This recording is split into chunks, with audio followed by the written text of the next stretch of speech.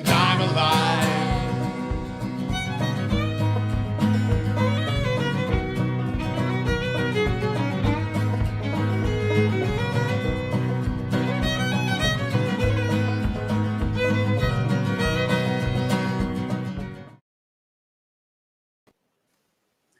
Welcome to the Talkin VAWLS Network. This is Talkin VAWLS Live. It's an impromptu live stream. The band is back together, the Four Horsemen.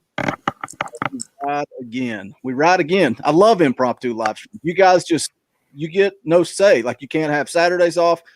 You just do as I say. I tell you to be here, and you're here. You show up. My name is Boogie Bentley, joined by the Four Horsemen of Tennessee media, the Mount Rushmore of Tennessee media.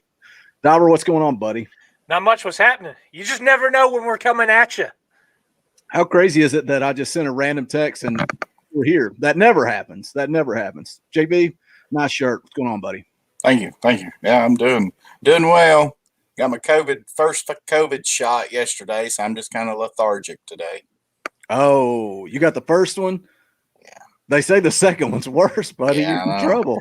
Yeah, and I got it in my right shoulder, which is my hurt shoulder anyway. That hurt all the time lifting and everything. So I said, I guess that I'll just get it in the right that way. That if it really hurts, maybe I won't be able to tell the difference. But it's pretty sore. It's pretty sore. I have to admit, it's pretty sore.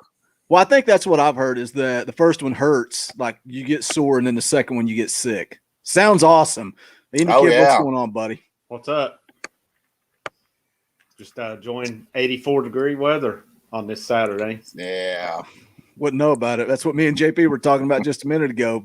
We got hail and ice and storms and all kinds of stuff going on. Guys, we're going to break down spring practice. Obviously because of the weather, the media wasn't allowed inside. Of course, right now after we go live, I see that some footage has been uploaded. I may share that and show that to you guys while we sit here and get rolling. But we're going to talk about the press conference. We're going to share out the press conference. But let's see who is hanging out in the live chat with us so far. Donovan. Hello, Donovan. Welcome to the show. Fish and Beans is here and says, I hope the trolls stay out of the comments. Not like they did with Coach Golish. Yeah, when you watch those Tennessee media videos, man, it's rough. The comments are rough. Scenic, what's going on? Welcome to the show. Cody Branch is here. He says it's about time for a Talkin VAWLS stream. Told you guys we weren't going to go live till next Friday, but here we are. Here we are on Saturday, just hanging out with 50 of our closest friends. Oreo Puppy Dog is here. Blake Ketron says can't wait until the orange and white game. Yeah, we're gonna run this thing down. We're gonna be dropping content, live streams, all that good stuff, and then on the orange and white game, we're gonna go live. We're gonna watch it with you guys, but don't get confused. We can't show it on air. We're gonna watch it with you guys. Aaron Young is here and says, start the show already, Boogie. What's the problem? Well, we were talking. We were all having a good time conversating backstage. It is what it is. I'm sorry we're here now. JJ Banks, what's up? Corey Braswell, everybody's here. Do us a favor right out of the gate. Smash that like button. Smash it, destroy it. All right, let's get into it. What do you guys want to do? I got the press conference shared up. Do you want to do that, or do you want me to change gears and share the footage from practice? And we can kind of let's do that. Let me stop this screen share. Indy Kid, kick us off here. What early comments, early thoughts and like I said, we don't have a lot coming from the media, but just what you've seen, what you've heard. What do you like so far? I've not heard a lot, honestly. I'm kind of, I've seen I have not seen anything today because I just got in right before we went live. So I have yet to see anything. I was kind of reading here where they were talking about D. Beckwith and they're playing with him. But, based on what I know the first day, it said they liked the tempo, but, a lot of mistakes being made, but a lot of learning going on. So, I'm kind of not in the loop right now on it. Starting pads next week. Next practice is next week. So I don't think you're going to know a whole lot right now. And I'm curious to hear the Golish press conference because I have not heard it yet. So that's all I got right now. Where did I hear that, or where did I miss it? Ramel Keaton is back. He never left. I thought he left, or he opted out. He opted out. Okay. So everybody just assumed, because what was so awkward or weird about it was right after Harrison Bailey started getting playing time, and it was kind of odd timing for him to just opt out, check out, and leave. Well, it was like the last 3 or 4 games or something, wasn't it? Yeah, I think so. Wasn't it? Yeah, so I just assumed that he was gone, but they said I think he he's would done have our been. practicing. I think he would have been if Pruitt and his staff would have stuck around. I don't think he would have been back. What about you, Dauber? Any comments? Anything you're excited about? I mean, I'm just excited about what we are seeing. It seems that there is some teaching, some coaching that is taking place. And, I think you're going to see guys step up, and I think you're going to see guys improve, or guys that didn't have an opportunity with the previous staff get those opportunities. And, I mean, who knows? We may have somebody step up that comes out of the blue that we hadn't heard or seen anything about, step up and be an impact player with this new staff and kind of a fresh start. What I like from Heupel, that first press conference he did after the first practice, I like his mindset. I like the positivity. They're throwing around the word accountability, and it may be coach speak. I don't know. It may be coach speak, but I like what I hear so far. And I can't remember which one of the players talked about it. I don't remember if it was Butler or Bayless Jones, somebody that spoke yesterday, just talking more about accountability, and said, it doesn't matter if you're an upperclassman or if you're a freshman, we hold each other accountable. And if you don't see somebody putting forth that effort, you call them out. And I think you can see, a lot of people made fun of the dodgeball thing and the leadership building and all that stuff that went on the last couple of months. But I think you are seeing that pay off. I think you are seeing guys take the right step. And I think I hope these guys come out this year with a chip on their shoulder, but we'll see. Well, and that's something that we've said for a while. Since the dog Juwan left, who's really stepped up and taken the reins and taken over this team from a player standpoint? I think that was No one. A big issue with this team last year, and just kind of things with the coaching staff spilled out, and it was a mess last year, from the staff to the players to the product on the field to the results on the field, and that's what I'm looking forward to heading into this new era, that this team can turn around. And it looked like nobody had fun last year. As a fan, I didn't have fun last year. It was dreadful. But I think this team, Alontae Taylor, that's a big guy that I've noticed some of the media stuff that they've put out with him. And that's refreshing too, because with Pruitt and company, you didn't get that inside, that kind of behind the scenes stuff. It was like everything was closed off. And I know some of that was to do with COVID, but I think some of that was also to do with he was trying to run Tennessee like Alabama. And, Saban is the czar down there, and the assistant coaches don't even talk. And you've got that whole dynamic down there. And that's just not what we've been used to at Tennessee. And with everything else going on, the fact that we had so little information to go off of, it made stuff hard. But the fact that right now we're getting reports, we're seeing practice stuff, we're seeing guys talk, guys be available to talk. The media team that put out those Tay Talks. I mean, how cool was that? And I think that sort of helps push guys like Alontae to a leadership role. And when you talk about, player leadership, that starts with the coach.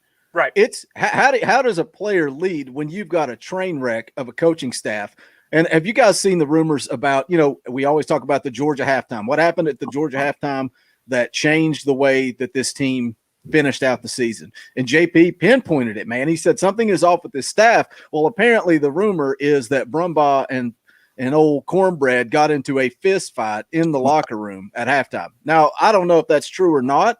Obviously, something happened at that halftime, and then Brumbaugh gets fired.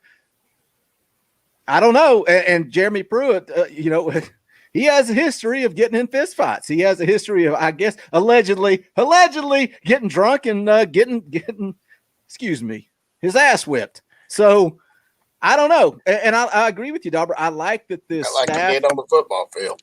Yeah. all facets of his life. I like that this, like you talk about people being available to the media, and we're going to share out the press conference from Golish today. I like that the assistants are having an opportunity to talk. How great was it? How refreshing was it to see all the assistants get introduced and a chance to be interviewed, be questioned? I like it. Yeah, Michael James asked Eckler about it. I never knew or never figured out why that they never would let the assistants talk. I always thought that was stupid. I think Jeremy Pruitt micromanaged every aspect of that football team. He did. Sure. I mean, that's the reality of the situation. Let's face the facts right here on this. Killer dude made the point. I'll be the one that says it. The best thing that's happened in this program, and God bless the guy, I wish him the best at Washington State. It was time for a certain individual to move on. Is what it is. I'll be the one that says it and agree. Yeah, it is. That's the best thing. That is what this program needed, because it had been held back for a few years because they wouldn't go away from it. Maybe not the guy's fault, but can't tell me that breath of fresh air was not needed. But listen, for everybody. We've talked about this before though too. It wasn't number 2 that put himself out there on the field. Sure, I didn't say he did, but you know it as well as I do. We needed the change, and we did. But who kept trotting him out there? I didn't say that. You didn't listen to what I said. I just said we needed him gone. Dauber's like those trolls in the comments. He's just reading the name of the video and yelling at the indie kid. No, but it's true. I'm just saying it needed the change. Whether it was his fault, and it wasn't. He didn't trot himself out there, and you can't blame the guy for going out when he's put out there. But he just wasn't the guy, and it sucks. I think he was definitely a good kid. Definitely wasn't a bad kid. Definitely didn't deserve the amount of crap he got. But this program needed that change to happen, and it was best for all parties. Let's go ahead and share up the press conference from Alex Golish from earlier today. We're going to pause it. We're going to clip it. We're going to talk about it. I'll have multiple screens up. You want your voice heard. If what you have to say is so important, drop a super chat. We'll greatly appreciate it. But we got 74 people watching. 74 watching and only 31 thumbs up. Are you guys mad at me because of the video I made on Matthew Butler? Is that the problem? Don't punish these other 3 guys because I got on here and yelled about a kid. It's okay. It's okay. Smash the thumbs up. Let's get those rolling, and let's go ahead and share up this stream. None of us, and just spoiler alert, none of us have seen this yet. So it's fresh. It's fresh. Let's cue it up. If anybody wants to make a comment or say something, let me know, and I will pause it. Here we go. With practice 2, man, incredible to be out there. Been what feels like a long 2 months, and it's been awesome just to get out there and be able to work with these guys. And the attitude, the effort has been unbelievable. Been a lot of fun to be around, and I mean that wholeheartedly. It has been an absolute blast to get out and coach ball and be able to see these guys really continue to get better. Through the first 2 days, like I said, the attitude, the effort has been unbelievable. Really taking the coaching, really embracing the system, embracing how we're doing it, embracing the process of getting better every day. Really fascinating to see growth among some of these guys that have not played a bunch of football here. Has been really, really fun. It's been an exciting 2 days. Getting into the film room after the first day, getting into the film room these next couple of days as we get to practice 3 and get to put some pads on. That'll be fun to see. That'll be interesting to see how guys react when you add the physical aspect of what we're doing. These last 2 days have been a lot of alignment assignment, really executing without pads on, which is a big first step for us as we continue to build on the system. So really, really happy with where we're at, really excited with where we're going. It's funny that Indy Kid earlier used the word refreshing, talking about JG and just finally moving on. And it's all across this program. it just feels like a breath of fresh air, like a new life. And I know that happens a lot of times with a change in coaching staff and everything. But do you not feel it, JP? Do you not feel like, man, just moving on, it's refreshing? Yes, definitely, for sure. And, just that couple of minutes there, not even a minute and a half, I mean, everything's positive. He's talking about positivity, how, the players have bought in, and, the energy that they brought, and the improvement that he's saying that he's seen. Of course, I mean, it's only 2 practices. So with that, but I guess he's probably talking about, the winter workouts as well, and so forth like that. But certainly, a lot more positivity than I'm not sure that we probably ever seen when Pruitt was up there. What's this guy smirking at? Look at the worst. That's the worst moment to pause the screen. Let's get off that face and move forward. I was like, what's he smirking at? I could see you down there on the corner of my eye. All right, here we go. Let's see more. I think we got a long way to go, but I'm really, really happy with these first 2 days, the foundation we've laid so far, and where we're going with it. So I'll take questions.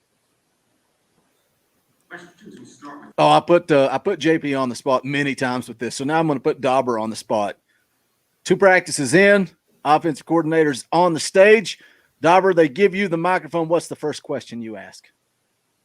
Oh God, man, JP's the one that he nailed everything. He's hit it. I think he's 3 for 3 on the first question. Geez, first question. Who's your starting quarterback? I think he would probably talk circles around that. Yeah. All right, here we go. David Oven, and then we'll go to Ben McKee. Alex, through 2 days, who are some guys that have kind of established themselves as guys who you guys can see have done their homework and from the mental side of things are not making as many mistakes as you'd expect through 2 days? Yeah, David, I don't know about guys maybe that aren't making mistakes like I'd expect. There's a little bit of a setup question there, but Jabari Small's been really impressive. That's a guy that I think we were all excited to see what he can do. Really, that running back group has got some depth in there, some guys that haven't played a bunch. D has really done a good job. Tyon Evans has done a really good job. I think those guys have really done a phenomenal job. I think the wideout group. Before we talk about wide receivers, I'm just going to go ahead and pat myself on the back. The 3 guys he just mentioned are the 3 that I featured in the running backs video that I made.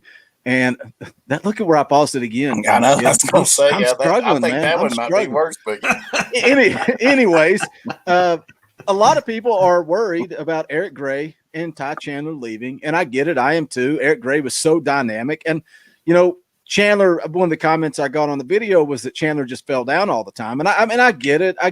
But I still think they were a good 1-2 punch. But I think we saw a lot of strength from hard running from Small.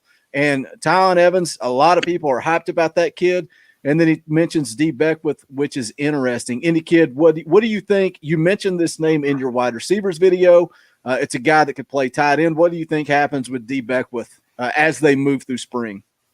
Right now, I was reading the comments from Golish, and I'm sure he'll address it here when you get to it. But he said for right now, they're planning on keeping him at running back, letting him get comfortable there. They like what they've seen. But, they said he is a guy who in high school played a little bit of quarterback, wide receiver, tight end. So I think they're going to put some stuff together for him to kind of move him around and probably utilize him where the best can. But this dude, it seems like he's kind of one of those freak athlete types that you can kind of plug in anywhere and get some pretty good use out of him. I could see him as that corner route, that big 6'5" guy that could kind of outmuscle a corner, for a fade or something like that in the end zone. I could see him as that goal line running back who could just bulldoze his way in.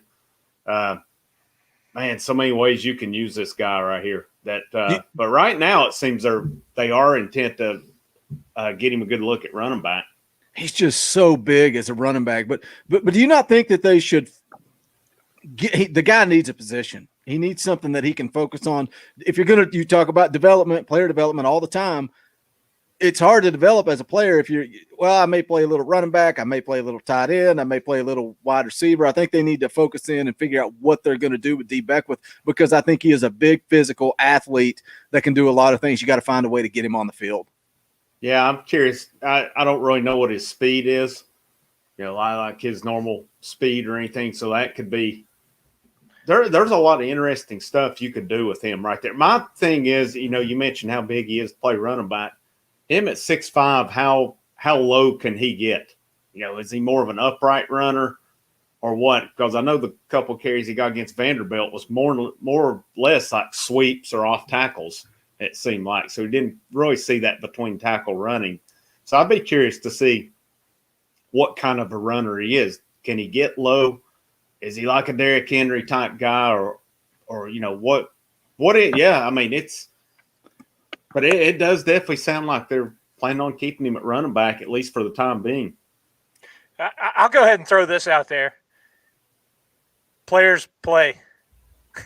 And it was what two games left in the season before we saw the kid. I know he entered the year banged up and hurt and rehabbing from injury, but man, how did he not see the field until then?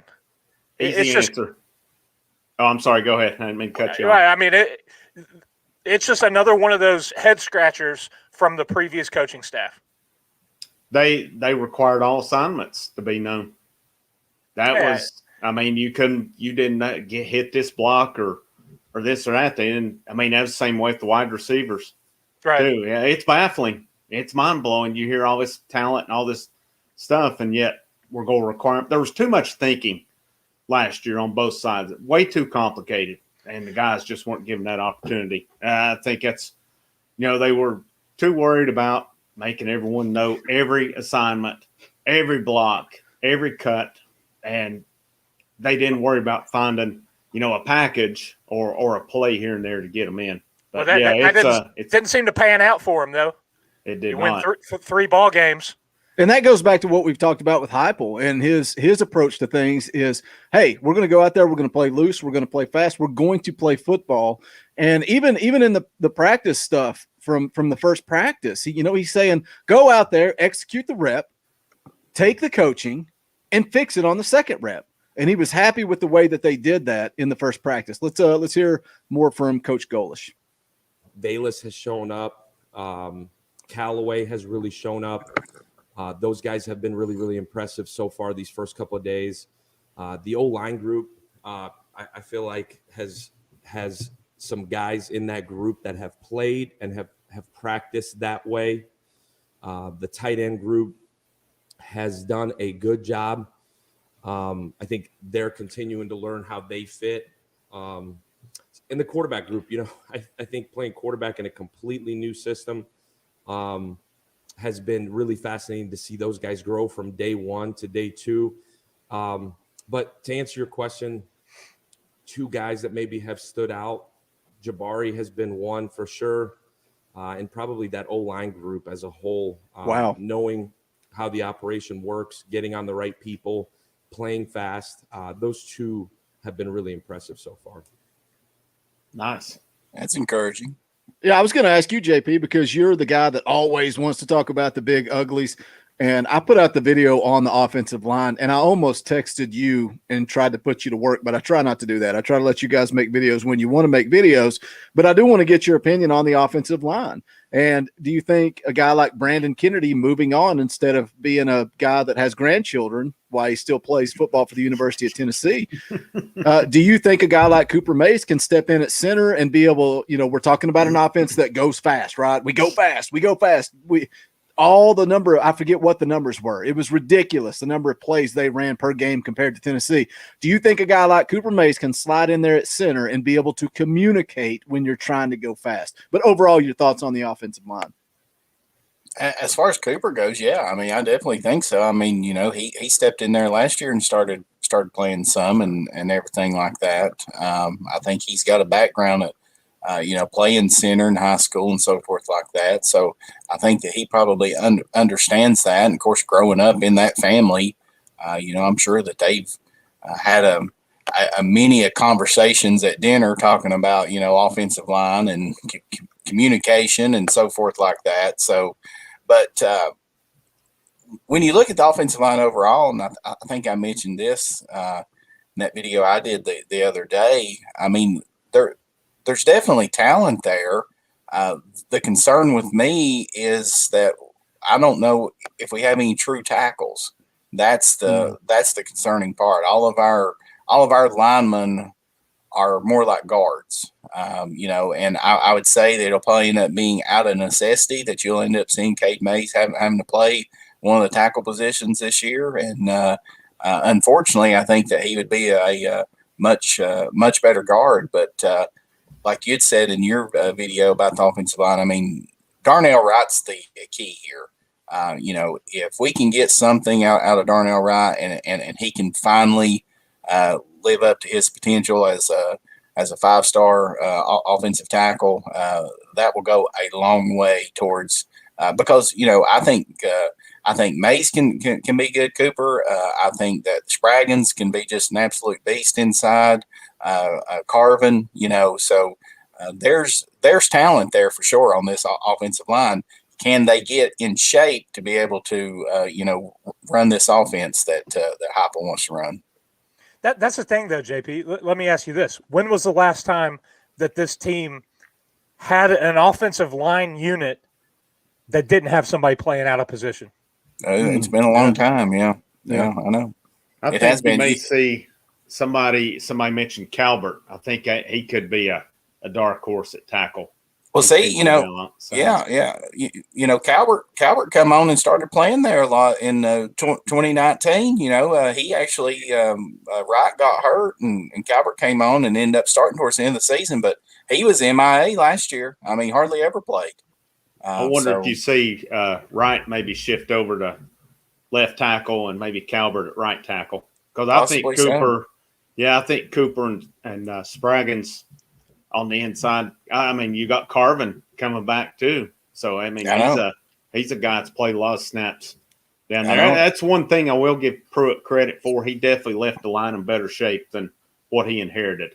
Oh, definitely. He inherited a mess on the line, and it's not there is some talent on that line, and I think there's a much better offensive line coach down there now, because we're reading where Golish really credited Ellerby with how ready he has them right now.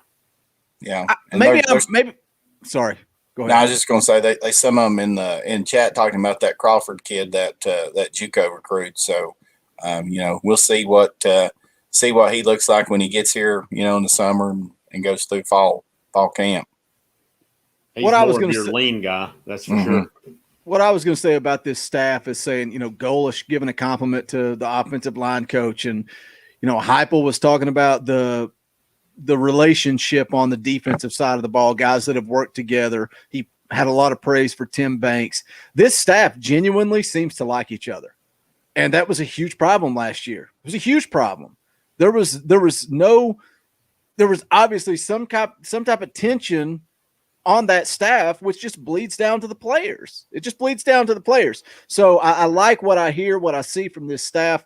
Maybe it's all coach speak. I don't know. We'll see what happens. Donovan in the chat talking about the rain needs to go away so the Diamond Vols can play. We're going to continue to focus on football and spring practice, but I do want to say for any baseball fans, I think Indy Kid, you're going to drop a Rocky Top review tomorrow, right? You're going to talk about everything going on in the world of Tennessee athletics. Yeah, I'm going to try to hit it all this week. Football, some guys entered the portal in basketball. Lady Vols bowed out early. Vols, we'll see where they're at. Big win last night for them in baseball. Softball's had a good week. So, I'll try to hit as much as I can in a 10 to 15 minute time frame tomorrow. So make sure you check that out. It's going to be going up probably tomorrow evening. And then JP is dropping a recruiting roundup. You guys asked. I put him on blast. I said, JP, they want it. You got to do it. So he's working hard. He's doing his research. That'll be going up probably tomorrow morning. Probably I'm thinking maybe around 10:30. Depends on if the Diamond Balls get business taken care of and I can go to sleep at a decent time. So we'll see. But tune in, tons of content. Make sure you subscribe to the channel. We got 92 people watching, only 45 thumbs up, and 2 people hate my guts. It's okay. We'll forgive those 2 people if the other 86 of you hit thumbs up. Just hit thumbs up real quick. We greatly appreciate it. Let's hear more from Coach Golish. I like what I hear so far. And somebody in the chat said he looks like Popeye right now. Alex, just with the tight end group, Austin Pope and Jacob Warren signed as pass catching kind of first tight end, but then the former staff wanted them to bulk up and use them more as blockers. What have y'all's conversations been with that group in terms of kind of what you want from them? I want to say this real quick. It's going to take 2 seconds, then we'll continue. Him just saying, one staff wanted this, another staff wanted that. I dropped a video this morning, Matthew Butler saying that every senior on this team has considered leaving this football program. I knew I was going to take a lot of heat for the video that I dropped. I talked about quitters, and I talked about being evolved for life. I talked about being committing to the T, wearing that power T on the side of your helmet with pride. I appreciate every senior that has stayed and focused on getting this program going in the right direction. I just want to say that. Like the video, a lot of people didn't listen to it or didn't listen to the whole thing before they made comments. I get it. I knew it was going to be a heated topic, but I just want to say I appreciate every guy that is committed to the University of Tennessee, stuck around. They didn't sign up to go through all these different coaching staffs. And why I say that is because what Ben McKee just asked. The first coach wants this, the second coach wants that, and now we're on our third coach. It's our last year, and we have to find a way to buy in to what these guys are selling when I'm only going to be around for 1 year. It's a hard thing. It's a hard thing. Let's hear more. Sorry, I had to get that off my chest. In a physique, and do you see D. Beckwith sticking at running back at 6'5"? Yeah, D. Beckworth. Really fascinating. He just made up his name. We spent a bunch of time talking about D. I think our plan right now is to keep him at running back and let him learn a position, let him get comfortable there. I think it's really hard to evaluate guys if you move them around a whole bunch. He's shown sounds familiar. Promise. I mentioned him earlier. Shown flashes, just so different, right? Like you just have to get used to as a coach seeing a different body type there and seeing a different skill set. And it's our job as coaches to use those skill sets in the right way. When it comes to the tight ends, specifically, you had asked about Austin and Jacob. Those 2 guys, their body types kind of are what they are. Again, in the same breath as D, our job as coaches is not to say we want you specifically to do this. Our job is to figure out what they do well and put them into positions to be successful. So how they fit will totally depend on how they look here through the next 13 practices and what they're able to do. They have done a good job of just learning the system, and it'll be our job as we get into fall camp and obviously game planning to fit them into spots where they're successful. Guys that are really good pass catchers will catch balls. Guys that are really good run blockers will run block. I think if you try to fit a square peg in a round pretty hole, damn simple, you huh? get yourself in trouble. But with those 2 guys specifically, really different skill sets. Austin has been super impressive through the first 2 days. I know he hadn't played football in almost a year and a half. Really, really proud of where he is. I think Jacob Warren is still – I'm still trying to figure out exactly what he is in terms of how his big body can be used. But I think both those guys can be really good combination tight ends, can play out in space, can play in the backfield, can play in line. Princeton Fant falls into that as well. That's an impressive guy. I've been really, really happy with that room so far. There you go. Look at that pause. Look at that pause. I'm on my game tonight. We're 5 minutes in. We're going to stream all night. You guys are free to leave whenever you want.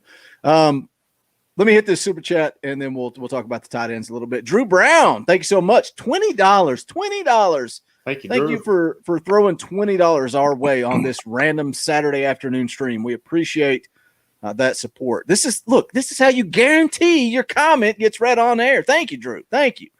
He says, coming in late, but this is the first time I've got the chance to watch you guys live. I'll continue his comment. I'm excited. We've got a lot of new subscribers on this channel that have no idea what we do.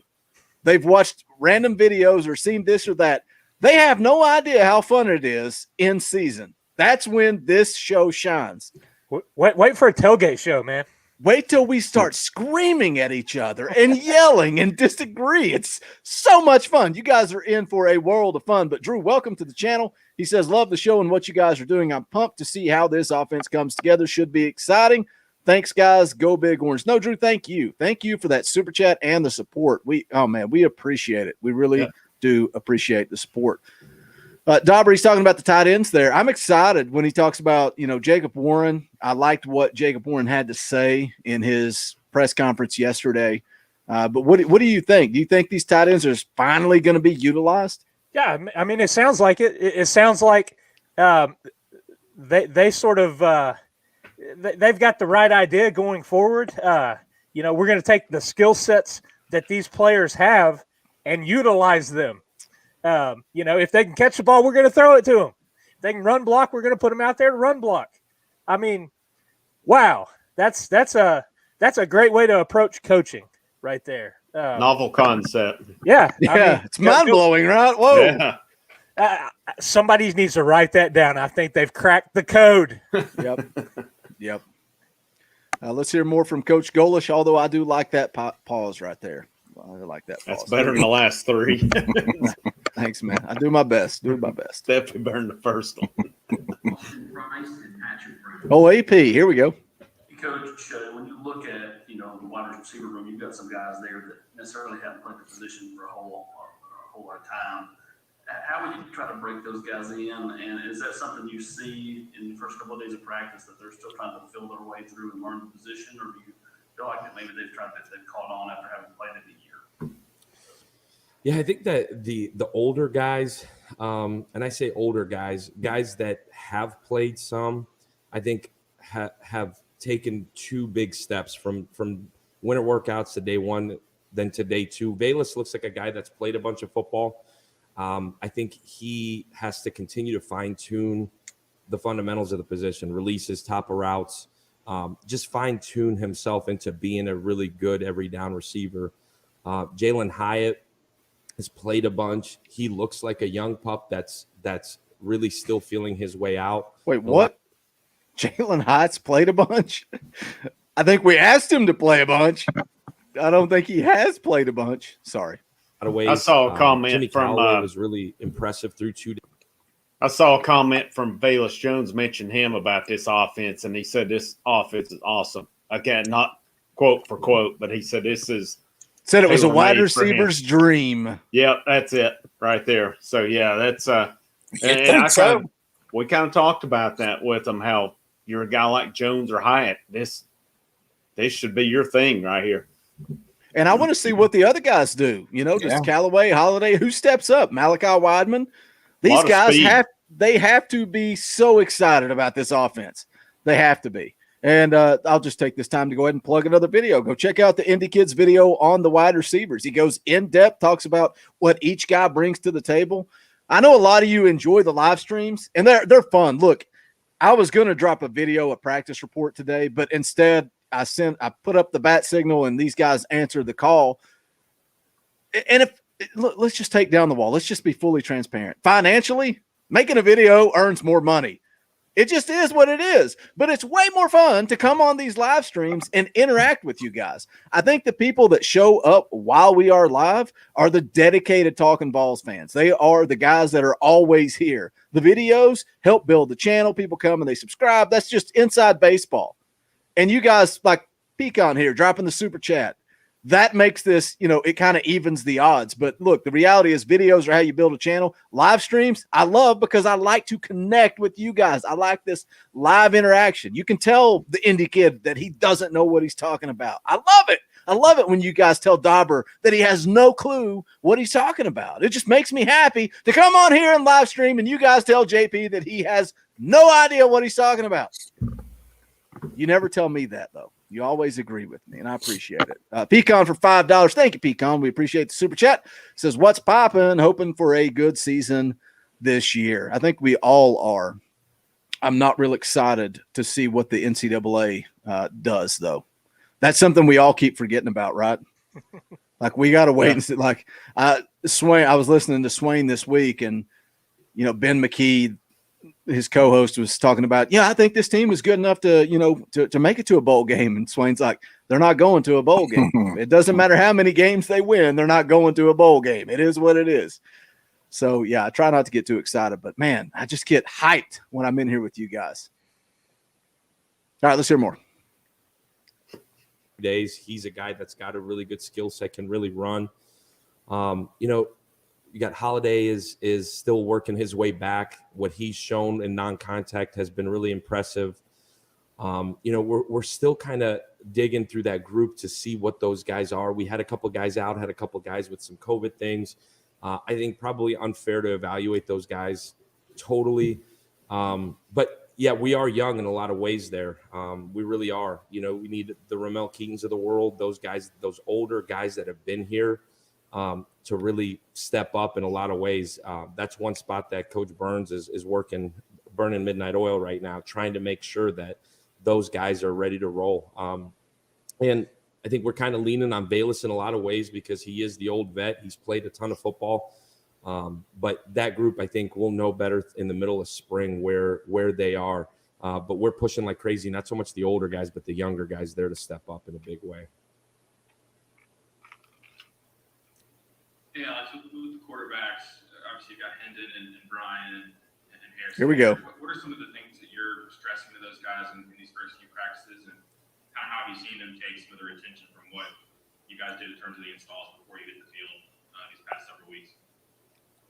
Yeah, Patrick, I think as with any system, just the overall big picture with those guys, getting the play call in, communicating it all, getting us into the right things as they see different looks, playing really fast, playing decisive.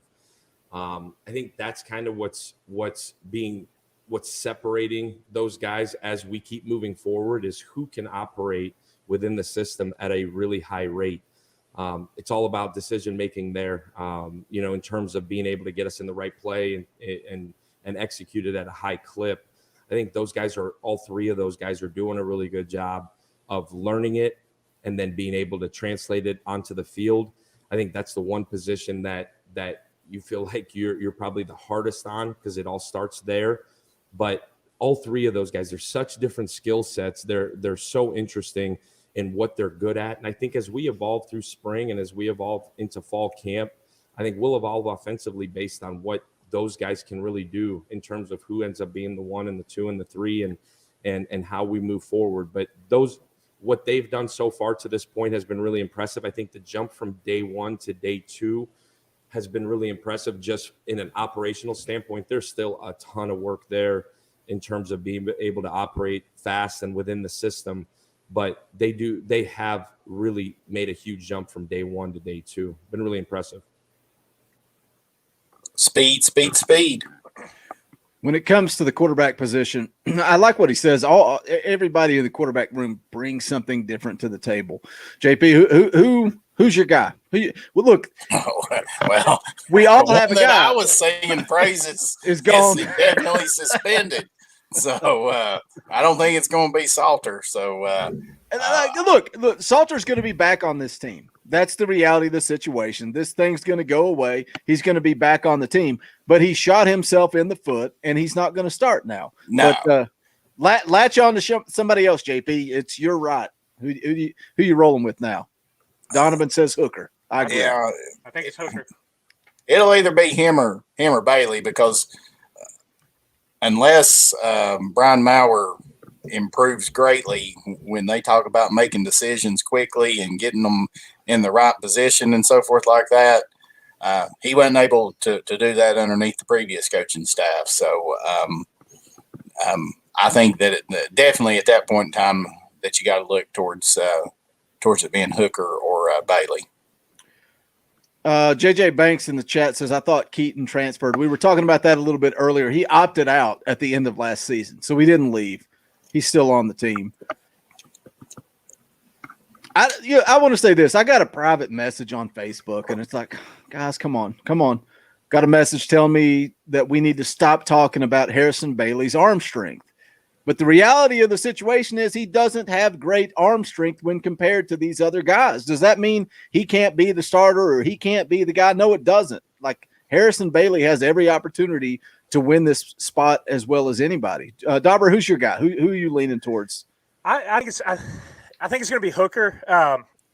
Going into the season, I thought, they could play kind of two guys, really probably going in through the first 3 games, and kind of you use this spring and fall camp and the first couple of games to really see who's going to come out and take the reins of the position. But and I think Hooker's just got a leg up with the experience. But going back to what you were saying there, and listen to the coach talk right here, they're evaluating. They're looking at the skill sets, and yeah, if Bailey is the guy that can take the lead and command the offense, yeah, they want to stretch the field. They want to be able to throw a deep ball, but if that's not in his skill set, they're not going to put him out there and ask him to do that. They're going to put together a package like Indy Kid and we were talking about earlier, what they didn't do last year with certain players because they didn't know everything that they wanted them to know. They could have designed certain packages for certain individuals to impact the game, but they didn't. I think that this staff realizes that, and they realize not everybody can go out there and do everything, but each of these players are talented enough to be D1 football players and can make plays for the team. So I think it's a true quarterback competition that we're going to have starting a couple of days ago throughout the next 13 practices, throughout fall camp. And like I said, going into the first couple of games, I really think that we may not know until the Florida game who's going to be the guy. Yeah, I could definitely see that. I could see playing, but I think they're going to narrow it down to 2. I think we'll see 2 guys, the first couple of games, and then they're going to narrow it down for Florida. Pecan, let me get this super chat. Pecan for $2 says no JG, so it can't be bad regardless, right? I mean, we could trot the Indy Kid out there. I've got everybody's opinion. Indy Kid, who's your guy? Who's your quarterback? Who are you going with? I think it's Bailey if he can get rid of the ball. And I don't know where this notion he doesn't have arm strength has come from. He's got a good, decent arm. Well, I think it's not that he doesn't have arm strength. I think it's that he has the weakest of the quarterback room. Super accurate. Super accurate. I know, have an accurate quarterback that knows where to throw the ball. Exactly. Yeah, I think people need to be careful when we're talking about this. We're talking about the quarterback room. I think he has the least strong arm. That's not saying he doesn't have an arm. I think if Bailey – no worries. If Bailey will start getting rid of the ball, that was my beef with him last year. He held on to the ball too long. But, I don't think they're going to throw deep a ton. This is a quick offense. If you're throwing deep every time, that's not a quick offense. So, I mean, but look at the talent and speed at wide receiver. Well, I think they like to stretch the field on the outside some too. I think Dauber mentioned that earlier. I think that's something UCF, it is a quick get rid of the ball fast offense, but they also like to throw deep on the outside. So you're going to throw deep, no doubt about it. But I think most of the time it's going to be quick stuff, and that's especially with Bailey's accuracy. That's tailor made for him right here. Yeah, They're absolutely going to throw deep. Some they won't stretch the field, but this is an offense where they've got to get rid of the ball. And if he can't get rid of the ball, if he still has that issue holding on to it, it won't be his job. And odds are maybe it is Hooker, but if Bailey can get that's the knack on it. If he can get rid of the ball, he's going to be hard to beat because he can throw. He's accurate. No, he doesn't have a Brett Favre arm or anything, but he's got a good arm. He's got plenty of good enough arm to be successful in this offense. And I think he's a pretty smart quarterback, and he's fast enough to do what he needs to. One thing I hope that this coaching staff, and I think they will, and you guys have noticed it the last couple of years, when our quarterbacks have scrambled, they have looked so awkward, and they didn't know how to get down. And obviously Brian Maurer got killed numerous times. JG got killed. I don't see how Harrison Bailey did a couple times he scrambled.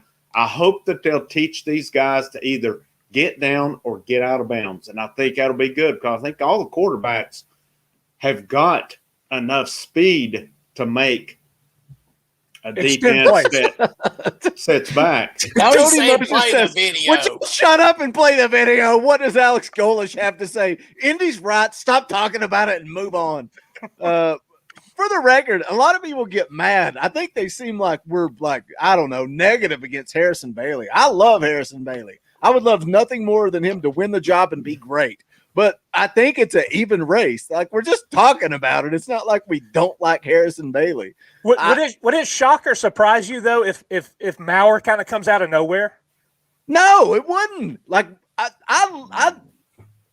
Brian Maurer said some things that pissed me off, but I like his mentality and his attitude. He's a gamer. But nothing would surprise me with this What team. kind of a change is it going to make to actually have somebody there coaching and pushing these kids to be the best at the position that they can be? Sure. Nothing would surprise me. If Brian Maurer's the starter, I wouldn't be surprised at all. I wouldn't be, especially with this type of offense. And I don't know. Mike, I think it's going to be Hendon Hooker. Maybe I'm wrong, but I don't care. Regardless, whoever gets trotted out there, I'm going to be behind that guy 100%. And it is what it is. And Tony, you're right. We need to shut up and play the video. Thank you, Tony. Let's play the video. You mentioned their different skill sets. Can you maybe expound on what each of them kind of brings from what you've been able to see? I know it's early, but what kind of differences do you see in their games? Yeah, just really, it's probably too early to truly pinpoint that. Obviously, all of those guys have played in games, which I think is really interesting. You know, Harrison has some knack to him in terms of he's played. He finished off the year playing. Still young, still just a sophomore, and you can see that at times. There's a confidence there. I think the guys really rally around him. He's trying to be a really good leader. Coach Heupel's done a really good job of pushing really all three of those guys to be really good leaders. Hendon, you could tell, has played a bunch. Really athletic, really good with decision making. Maurer is a really good athlete and has a really good arm. For him, it's just continuing to grow within the system and continue to learn and grow. I think that's probably, I keep saying learn and grow. I think just those guys continuing to take steps. I think obviously way too early. They all, like I said, really unique skill sets. You're trying to find the best guy that can operate within the system and be super efficient in what you do. I think all three of those guys have the ability to do that. So I think it'll just be interesting to see over these next 13 days what it actually looks like. But I've been really happy with where they are. Mike Wilson and Jordan Brainer. I just want to say this real quick before we get to the next question. If anybody needs to bow out of the stream, just let me know. I know, JP, you got some stuff going on. Dauber, I think you said you needed to leave eventually. If something happens, just let me know. Yell at me, and you guys can jump out. No problem, because we're only halfway into this. So it might be a while. Got some spammers in here right now. I see. Yeah. Followers. Does anybody want to be famous? I want to be famous. KCM1P03, help me be famous. I would appreciate it. Please tell me more. Thank you. OWX898675309. I would love to be famous. Let me know how to be famous. All right, let's hear more. Guys, seriously, just let me know if anybody needs to jump out. It's good. Let's go. Yeah, Alex, if I'm not mistaken, Tyron Evans hasn't played a game in probably 15 months or so as a JUCO guy. Is there any rust for him, and what are the skills that make him an exciting running back to have in your offense? Yeah, Mike, Tyon hadn't played, what I guess you're right, probably 15, 16 months. I actually saw his last game in person. He is a really powerful, shorter back, high-end athletic ability. In terms of, I mean, that guy can backflip standing on 2 feet, really twitchy, really athletic, really powerful. The rust probably real in terms of just seeing things. I honestly have been really impressed with Tyon. really impressive in the pass protection part of it, really impressive with the ball in his hands, really high-end ball skills as a pass catcher. Does not look like a guy that hadn't played in 15 months, but certainly some rust, just naturally, just taking the ball, holding on to the ball, taking the handoffs. I think there's a lot to running back in terms of being able to just be a natural ball carrier. He's been impressive. A little bit of rust, like you said. I'm trying to think through the situations the last 2 days. He sounds like me live Probably just streaming. He seeing says it, being a able to lot and says I'm hit trying the to ruts think a lot. quick, but he's been impressive. Stuff to do. Been really proud of where Tyon is actually at.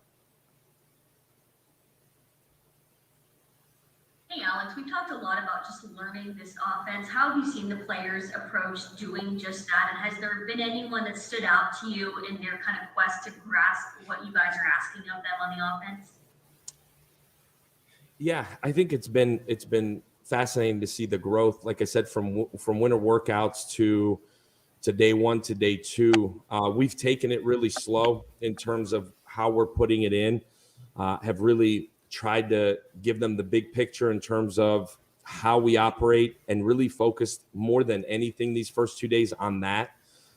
Just the operation of how we play with tempo and how we operate in terms of where the ball is, how we're trying to call it, how we're trying to get the ball snapped. So we've kept the installation really, really light so that we can operate really fast and gain some confidence early.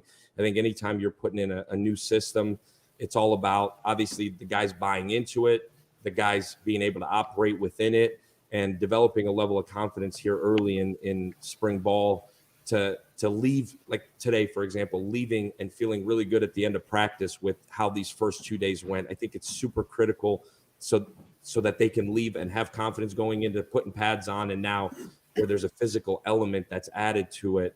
I think overall, really, as an offense, I've been really proud of the entire operation. Now, as we add things, them being able to comprehend them, see it, correct it.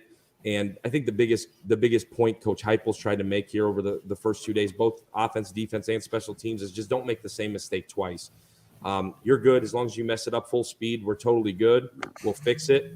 And then the next time, the expectation is that the mistake is corrected. I think within that has been, as much as anything from an operation standpoint, from an offensive scheme standpoint, it's been setting a standard for us as coaches, for the guys, and then truly holding them to that standard.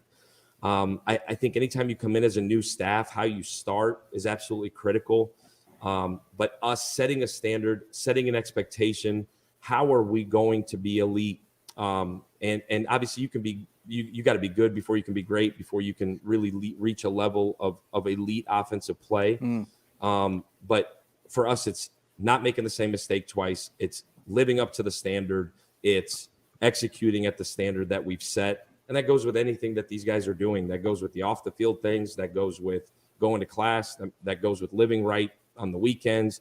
That goes into everything we're doing. So as much as the football part, the other half of their lives, going to class, it's been setting a standard and holding them to that standard. And I know I'm going off on a little bit of a tangent there, but that's been everything that we're doing. It's not just the plays. It's not even really the actual players and how they fit. We'll figure that out. We got some incredible coaches with incredible minds in our room. It's just getting them to play extremely hard at an extremely high rate and making really good decisions in everything that they're doing. And that's been what this whole last 2 months has been about. That's been what these first 2 days have been about. And for the most part, they have done a really good job. We got to get everybody in it, and we'll keep taking strides to reach a new level. Let me tell you something. Everything that guy just said makes me love him as a human being. There is more to coaching ball than X's and O's. There's more to coaching ball than winning football games. He says all the right thing. I don't know how it translates on the field of play. I have no idea. I'm just telling you, I think that is a man that cares more about these men as human beings than just winning football games. That's the guy you want in a position as a coach. Let me throw this out there, though. I like that, too. Don't get me wrong. But I'm pretty excited about the coaching and the football part of it, saying we're going to play fast. We're going to play with speed. We're going to play intense and not play scared. How awesome is that? And Because- I like what they say about, hey, go out there, play loose, play fast, do your thing. If you make a mistake, we'll correct it, and we expect you learn from it. Yeah. Yeah, the expectation is that you learn from that and you fix it on the next rep. How do you not love everything that man just said over the last 2 minutes? Yep. Got to be good before you got to be great. That's a great statement. That is a great statement. Yeah, and I think that's, the thing with society in general. I see it every day in middle school. They think, a lot of these think they're going from the old 0 to 60 in no time. They're not going to pass through that stage of development that approaches, that gets good before getting great. They think they're going straight out of the gate to being great. And that's just, it's not realistic. And that's, I love that quote from him. Got to be good before you got to be great. It seems like this coaching staff realizes where this team is at. And that kind of Trying to build them up. Yep. that kind of goes back to when talking about athletic director Danny White when he met with some of the leadership on the team and talked about what they were missing with the previous coaching staff, what they wanted, what they needed.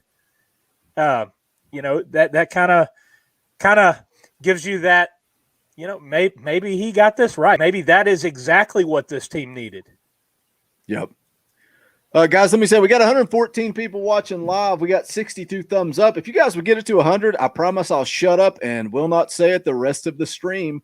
But I don't have a lot of confidence. I'm looking out of the corner of my eye. I'm watching the monitor. I'm seeing 62. I don't think you guys are going to get it to 100. So I'll probably pause the stream in about 5 minutes and I'll do it again. But if you guys get crazy.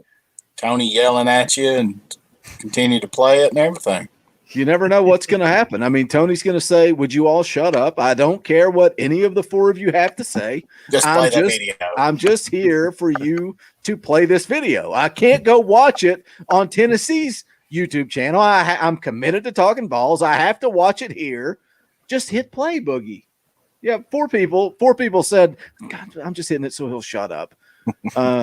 Drew says, just somebody, please, for the love of God, smash the thumbs up so Boogie will shut up about it. All right, let's hear more. I love you guys. This is fun. If anybody needs to leave, let me know. We're approaching JP's D-Day hour. So here we go. Vince Farrar. Hey, Alex, Vince Farrar, 99.1 The Sports Animal here in Knoxville. You obviously, with your offense, you guys talk about it all the time, the tempo and the pace, but it was a much different offense and the personnel to that prior to. You complimented the offensive line earlier. Wondering what that adjustment has been like for some of those guys to the pace of play, and maybe who's really risen up in now that higher pace that they're being asked to execute.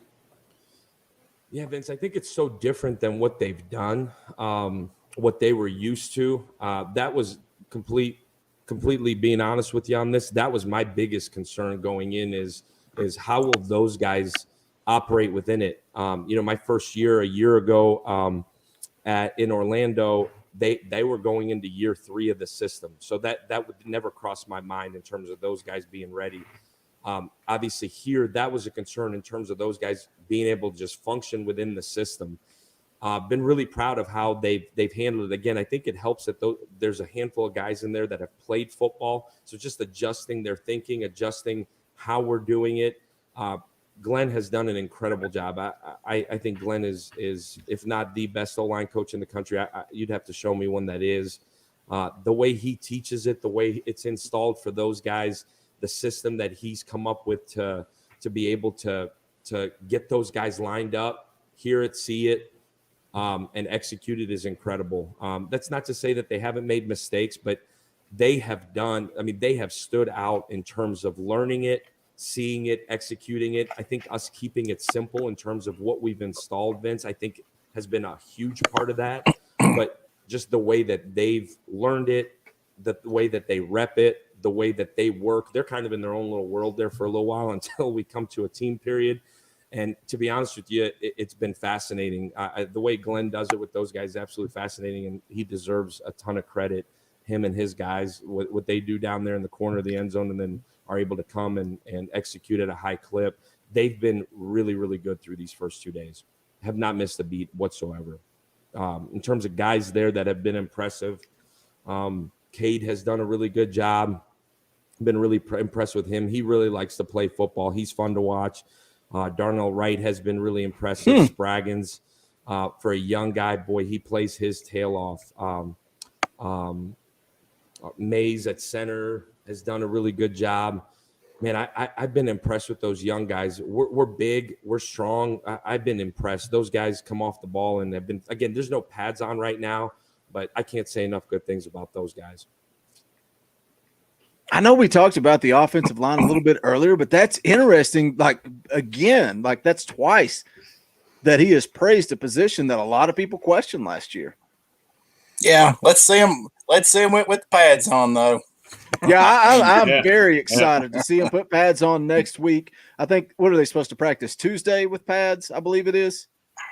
I don't know if it's within pads. I think Tuesday's the next practice, but no, I think they're putting on pads in the next practice. Right. And hopefully the weather clears up so we can get some media access and see exactly what's going on. That's what I'm excited to see. I'm excited to see him put on pads and us to actually get some coverage from the media. But I just find it interesting there that he's talking about the offensive line and praising them twice. A position, when we talk about this offense, we talk about, hey, we're going to have a good quarterback. We all have confidence that there is talent in that quarterback room. Josh Heupel is going to get the most out of it. We talk about the wide receivers and those young freshman wide receivers that couldn't find the field under Jeremy Pruitt and how much talent is there. The running back position, there's multiple guys there that can rise to the occasion. But the question has been, can this offensive line deliver? And he's gone out of his way twice to praise the offensive line coach and this offensive line unit. I find that interesting. I think that directly goes back to the expectations of the offensive line unit last season. Yeah. Full of 4- and 5-star guys that completely underwhelmed and underperformed the entire season. There were games that it looked like we couldn't run block. There were games that we couldn't pass block. Guys didn't know assignments. And I think it all goes back to the lack of coaching, the lack of just development by that staff across the board. You'd be hard pressed to find any position that got better consistently. I mean, you had some individuals who, from their own talent and athleticism, excelled and had good games. But you had a lot of guys come in with talent and real potential that just sort of plateaued. That they never got the development, the coaching that they deserved, and that's a real shame to these individuals playing the game. Let's go ahead and hear more. Last question, really quickly. Brent Hobbs, coach, as a meeting. Yeah, Coach, just curious, aside from the enthusiasm and maybe the mental side of things, what have you learned about this offense through 2 practices that you didn't know when you took to the practice field? Maybe faster or something physically? What have you learned about this unit? Yeah, good question, Brent. No pads on yet, so we'll find out here next week. That part of it, I'm really excited about it. To be honest with you, I think it's been the first time since we've been here that we've put them into really hard situations through these first 2 days.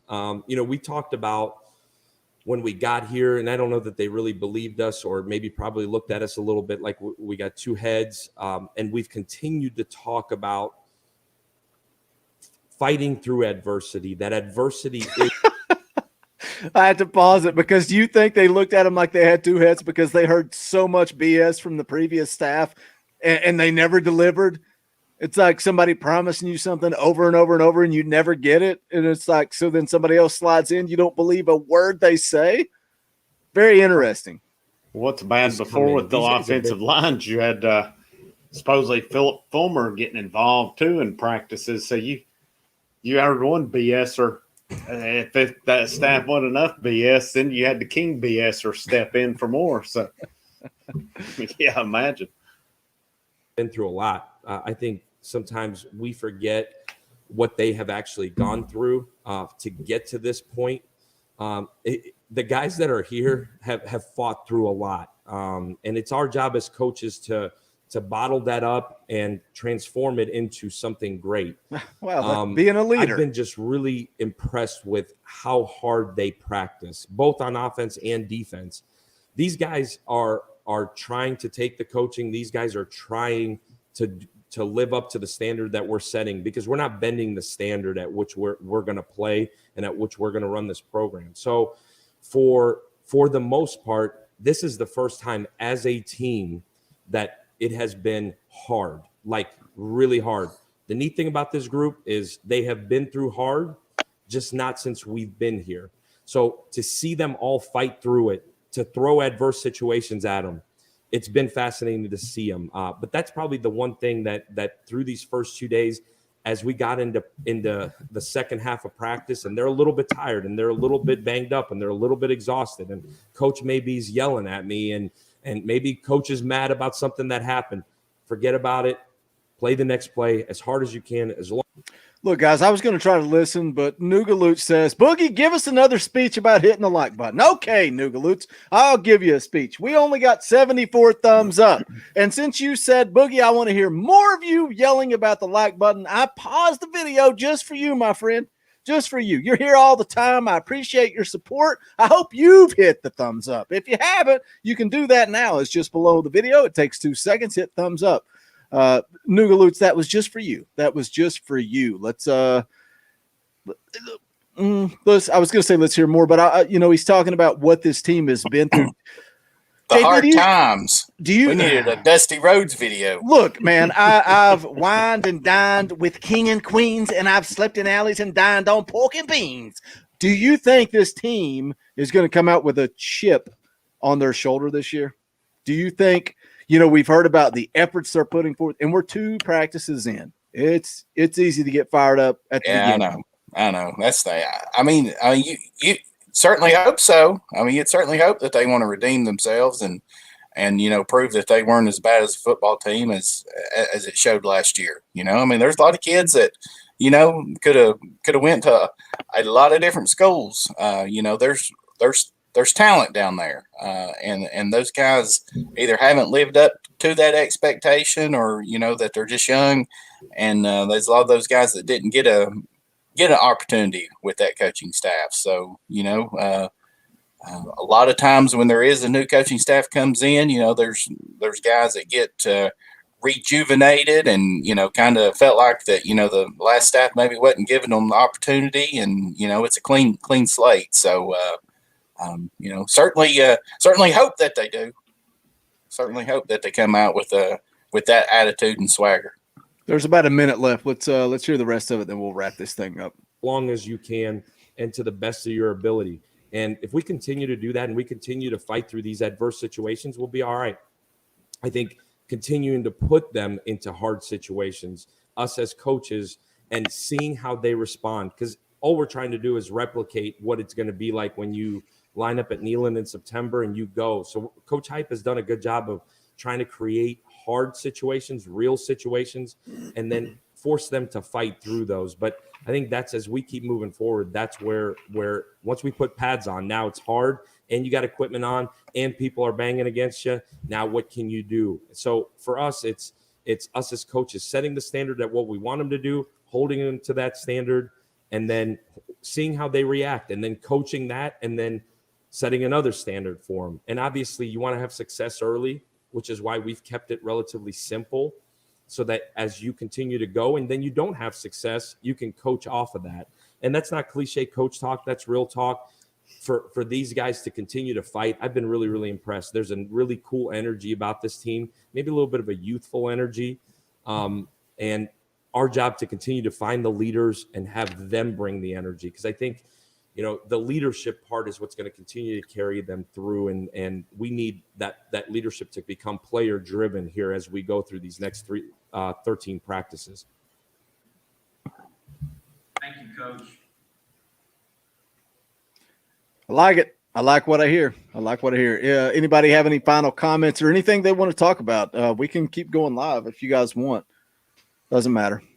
Man, that last little bit he said right there. How many times do we say it?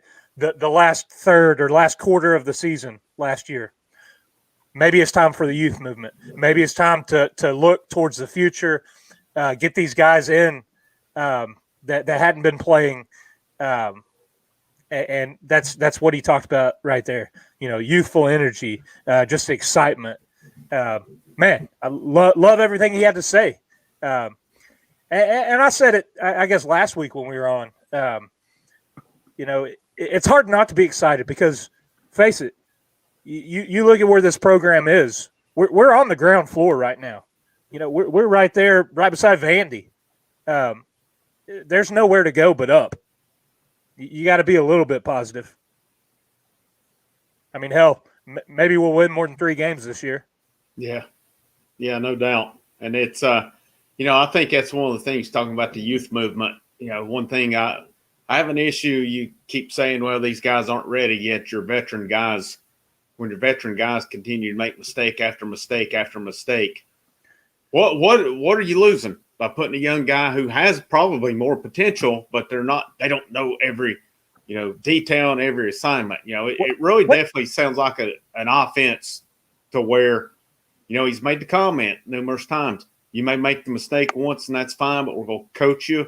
We're going to help you learn from it and you won't make it again. And, I just think a lot of the thinking is going to be taken out of it. I'll tell you one thing right here, and I'll shut up. What does that say, though, when you got guys that don't get it and guys that just they can't perform on the field? That's an indictment of the coaching, is it not? Yeah. It all goes back to the coaching. That they're not prepared for game day, and it's a straight reflection of the coaches and lack of success that they had doing their job. Yeah, and I think, how many times over the last 3 years did it look as if they weren't prepared either? Mm-hmm. So, it's like you guys have said, it's 2 days in. The hype is real. Everybody's hyped up right now. How does it translate? We'll see. I like what I'm hearing. I think we have true teachers down there, true coaches, and that's something that I think that we've been missing down there. We'll see how it translates. But I definitely like it. And I'm like you, you touched on it, Boogie, and you guys hearing the offensive line praised a couple times. Hell, we haven't heard them praised twice in the last 3 years. So, that's a positive. But, we'll see what happens when they're in pads. I want to share this up because I've not done it on a live stream in a while. So let me go ahead and share out the Talkin VAWLS merch. You guys can pick it up, show your support of the channel. The link is in the description below, but it's bonfire.com/store/Talkin VAWLS. I know somebody ordered a Mount Rushmore t-shirt this week, so those will be going to print.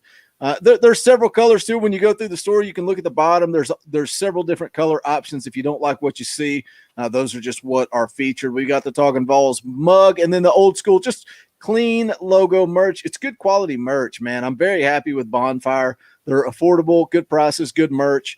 But if you want to show some love to Talkin VAWLS, you can go pick up your merchandise. Again, the link is in the description below. Also, give us a follow on social media. You can see not only the Talkin VAWLS social media, but also all of our personal accounts.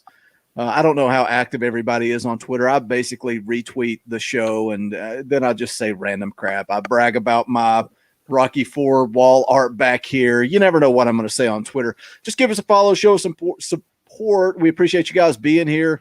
Whether you just watch, whether you hit the thumbs up, whether you're a subscriber, whether you've bought merch, done super chats, it's extremely humbling. Like to watch this show blow up just this last year alone. And it's because of you guys. We appreciate your support, you guys showing up. You guys got any final comments before we wrap up this impromptu stream? I've made you guys work 20 minutes of overtime. I'll pay you time and a half. JP, anything you want to say before we head out the door? No, I was just looking at Donovan's question there. He's wanting to know Tennessee sports for Mount Rushmore. I guess he's talking about Football? for. Well, he says Tennessee sports. Let's keep it to football. It's a spring practice show. Let's keep it to football. That would probably, and that's tough, man. There's so many different directions you can go. Do you want my You include coaches? Do you want my 4 favorite players? Let's keep it to players. Let's just change the rules. We can do whatever we want. Donovan says all sports, but we can change. We can do whatever we want. Let's sports. He's saying all sports. I don't watch basketball, so there's not going to be a basketball player on it. How do you not put Pat Summitt as one of those? Yeah. Are we talking players or coaches? Good gosh, if you're going just across the board, players and coaches, you're gonna have Neyland, you're gonna have Pat Summitt, you're probably gonna throw Peyton up there, even though T. Martin won a national championship. Peyton's gonna be up there, right? Reggie White, probably. Bernard That's probably King. your 4. Yeah, Bernard King. Yeah. I mean, Bernard King. Yeah. Who's your top 4 football players? Arantano. Look, guys, see how easy that is? See how easy it is? It's just, we can change the show. We can do whatever we want. Hey, I've had that happen to me before, JP. I know.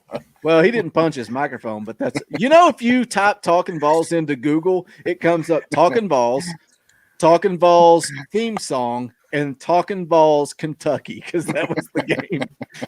Those are the 3 recommended searches on YouTube. How funny is that? Oh goodness. Let's not do Mount Rushmore. Let's go around the room. Top 4 favorite Vols. Doesn't mean they're the best. It means they're your favorite. Dauber, who's your 4 favorite Vol football players of all time? Oh man. Just players that I liked. Carl Pickens is up there for me. Loved watching that dude play. Oh man. It's one of those things. I think everybody wants to throw Peyton up there, and he's a great ambassador, but he didn't really have a whole lot of success in terms of leading the team, winning big stuff. Casey Clausen, just out of the pure fact that I think he lost 1 road game as a starter. I had golf class with him when I was down at UT. Dude could not hit a golf ball to save his life. Neither can you. What are you talking about? No, I mean, I'm the best golfer on this stream, hands down. We'll live stream it. Dauber can't cheat. He has no chance. Man, you got to use a foot wedge every once in a while. Not every hole, though, brother. I've seen you. Here we go. One of the best names, hand down, fart on fart, throwing Leonard Little out there. Mm-hmm. He was another one to watch. And then Chuck Webb. I loved watching Chuck Webb. You're stealing all of mine.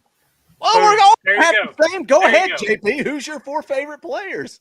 Chuck Webb, Al Wilson. I got to throw Manning in there. I have to. Fourth one.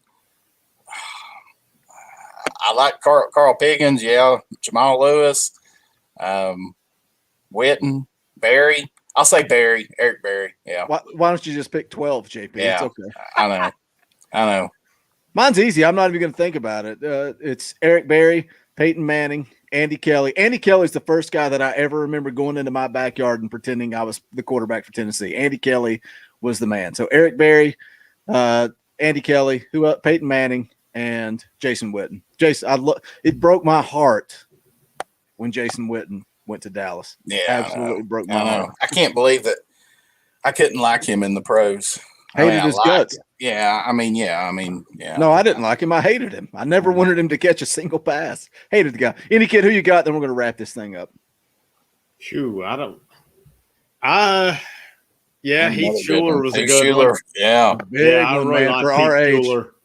Liked Heath Schuler. I'm kind of like you, Boogie. Andy Kelly was the one, my first. That was, around 89, 90. Of course, you had some guys before Kelly. Harrison Bailey's here. Hey, what's up? Thanks, Harrison. Schuler was a good one. Probably guys, I like Schuler. Al Wilson's up there. I really like Peerless Price. I really like Jamal Lewis. Now, I thought Jamal Lewis pre-injury Jamal Lewis was the man. Post-injury Jamal Lewis was, I think he was kind of more hesitant and ready for the league. Coasting. Yeah, I mean that's gosh, Henry Stevens. And I mean, we're even too young, but I mean, Condridge Holloway. I mean, hearing stories about him and watching videos about him, wonderful Dodger. I mean, Deion Grant was Alvin Harper. Yeah, I mean, you had Harper, Deion Grant, Dante Stallworth. I liked him. Cobb and Webb were two guys. Dark horse, Brian Randolph. I like Brian Randolph. Great player, man. Great player. Brian Randolph was a good player. Very underrated. Yeah. Bill Duff. Yeah, I remember Bill Duff stuff and Eddie Mr. George. Osmond, Eddie George. Yeah. I still watch that video from time to time. I mean, nobody's mentioned. How can you not like Big John? Yeah, John Henderson was a stud down there. Yep. Travis Stevens. I mean, looked along, not only Al Wilson, you had Raynock and Westmoreland. Yeah. Mm-hmm. Yeah, Kevin Burnett was a good one. Simon. I can't believe Boogie didn't mention his good buddy that gave him a comment on one of our videos. Don't say his name. He might come beat me up. Big Al. Yeah. Big Al doesn't like me, man. Although Gerald Riggs Jr. put a heart on the same exact post, but Big Al wasn't happy with me. Big Al did not like it. I figured somebody would like Arian Foster, but if he could have held on to the ball, we would have loved him. Yeah.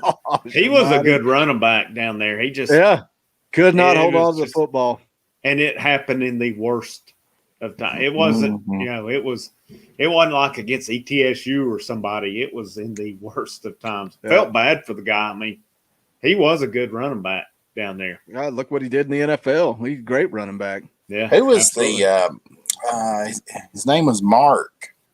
Played in the early 2000s. He played both offense and defense. Mark Jones. Yeah, Mark Jones. Yeah. He's a good Talk player. about a heck of a football player.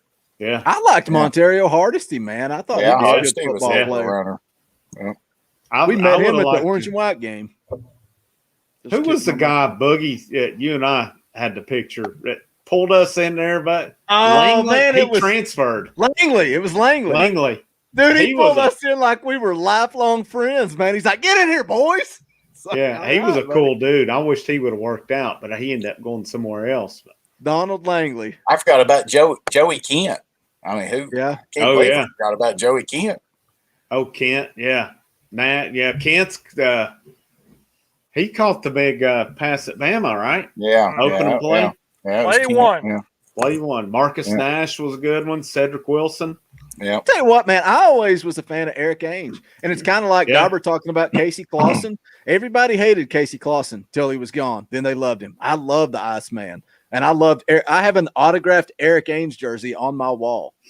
I love that guy beside my jersey. 3 out of 4 years, Eric Ainge was a pretty dang good quarterback down there. His sophomore year, I don't know what happened, but the freshman, junior, and senior. That freshman year, him and Schaefer, man, that was a fun year. There's Mr. Joey Kent. That's Joey Kent, yeah. JP, you got a picture with? Didn't you meet Joey Kent at a tailgate? I met Joey Kent, Al Wilson, and Leonard Little, all three of them at the same tailgate. Yeah, I bet your arms made theirs look tiny, didn't they? Oh yeah, yeah. No, I had to stand up on the curb to be eye level with Leonard Little. So, we was down there at that. Gosh, that's been back. Wasn't it the NC State game? Yeah, it was the NC State down in Atlanta. What was that, 2012 or whatever? And it was like 400 degrees, and Brandy and I were down there tailgating, and it wasn't real crowded. And this dude pulls up, and I told Brandy, I was like, he got out of his car, and I was like, that's Joey Kent. So next thing he was like right there beside of us. I was like, hey man, what's up? And then I was in the car because I was burning up. Yeah, I was burning up. So I got back in the car and was sitting, and she texted me and was like, "There's some more old football players out here." And I looked in the rearview mirror, and there stood Al Wilson, and I like jumped out of that car. I mean, I jumped out of that car. He was a super nice guy. Him and Leonard Little, both of them were, and Kent was too. And there was another guy there. I can't remember. I don't know if it was Mercedes Hamilton. Y'all remember him? Yeah. Yeah. I think it might have been him. I can't remember for sure. Now, I'll tell you one of my favorite running backs, and he was a part of the staff. Right. I love Jay Graham. Oh, yeah. When he was down. Oh, Guy yeah. could blaze. Yeah. Charlie Garner, Charlie Garner, was he there with Hayden and Little Man? Mm-hmm. Charlie Was he? I Garner don't came in JUCO, man. Charlie They had Garner. Little man was up there for me too. That's Oh, Oh, a yeah. Yeah. Little man Stewart from Morristown. Oh, yeah. what the So hell many has great happened? memories. So many great memories. What happened to the show? Donovan just hijacked the show and just sent us down memory lane. No, man. not the show. What the hell happened to this program? I know, I mean, right? look at Yeah. you That's talk true, about all man. these guys, and then all of a sudden it's just like, These young guys in the chat, some of these guys, man, when they're like, "Oh, I was born in '98. I love the," it's like, God, you didn't even experience the good times that we did. Craig Faulkner was the guy that I loved. Craig Faulkner was a good one. Ah, what a player, man! What a player. Kelly Washington, that's another one. I love That dude. J.J. McCleskey, too. McCleskey was a good one. And Dale Carter. How in the world did I forget about Dale Yeah, Carter? Dale Carter was awesome. Yep. Dale He Carter may He have was an been, absolute stud. after Carl Pickens, Dale Carter may have been the second best athlete that's come through down there. He was. That's opinion. I may be wrong on that, but I think Carl Pickens is probably the best athlete that's come through down there. Not necessarily best player, but just dude was a stud receiver, a stud defensive back, a stud returner.